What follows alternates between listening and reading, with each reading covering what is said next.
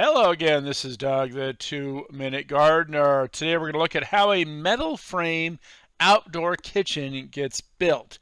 Now, you have seen in some of my previous videos all kinds of different kitchens that were built using a typical CMU block method, kind of like this one. This one is built with CMU block as the substructure for it, and then it was covered with stucco with the nice tile and granite top. Really looks beautiful. But today we're going to look at how a metal frame, also known as a modular kitchen, gets built.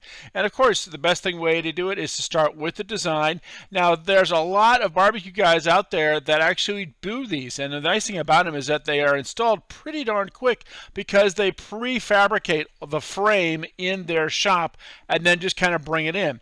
Now, even though it's prefabricated, they're still going to have to do some custom cuts. Notice along that back wall there, they had to make some alterations to the frame to account for the various utilities coming into the kitchen area. But still, it's a really nice aluminum frame. It goes in quickly, gets bolted together once they have firmly established that it's nice and level. Really important that it's nice and level. Once the frame is installed level and secure, then it's time to put on the backer board or cement board, depending on where you live. And so this is an important material that basically goes over the metal frame. It's the skin of the barbecue, and from that, the facade or stucco will be attached to it. So they install this, get screwed in. Notice that there's a special edge. So when they did this barbecue, they put an edge along the top counter so that the counter would just hang over just a teeny bit. It's just a little detail these guys did a really great job on. Once that's in place, then they're going to go ahead and add all the drawers to kind of, frame out those little openings. And once that gets done, then it's time to start decorating. So this particular one had a wonderful stack stone facade from MSI here locally in San Diego. And by the way, check out the video description for a list of all the vendors that built this particular barbecue.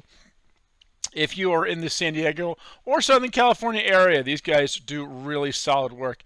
Anyway, the facade panels, and they are these little 8-inch by 18-inch panels, get mortared in place and pieced together. And by the way, these panels do also come with corner pieces. So it's really important that if you're doing a facade like you see there, you have a nice corner piece in as well. Once all that's in place, then it's time to do the tile top. Did a nice porcelain tile top on this. And by the way, hit that like button if you're enjoying this really quick video on how this is all put together.